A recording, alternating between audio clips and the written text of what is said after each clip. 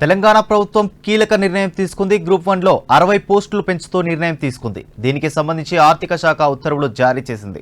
దీంతో గ్రూప్ 1 పోస్టుల సంఖ్య 563కు చేరింది. గతంలో 503 పోస్టులకు టీఎస్పీఎస్సీ నోటిఫికేషన్ ఇచ్చింది.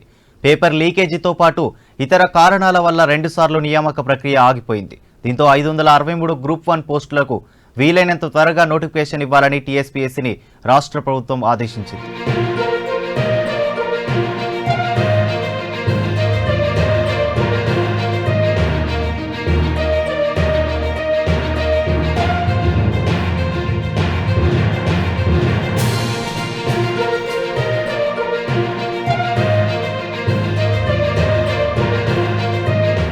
బ్రేకింగ్ న్యూస్ చూస్తున్నాం. తెలంగాణ ప్రభుత్వం కీలక నిర్ణయం తీసుకుంది. గ్రూప్ 1లో 60 పోస్టులు పెంచుతూ నిర్ణయం తీసుకుంది. దీనికి సంబంధించిన ఆర్థిక శాఖ ఉత్తర్వులు జారీ చేసింది. దీంతో గ్రూప్ 1 పోస్టుల సంఖ్య 563కు చేరింది. గతంలో 503 పోస్టులకు టీఎస్పీఎస్సీ నోటిఫికేషన్ ఇచ్చింది. పేపర్ లీకేజీతో పాటు ఇతర కారణాల వల్ల 2 సార్లు నియామక ప్రక్రియ ఆగిపోయింది.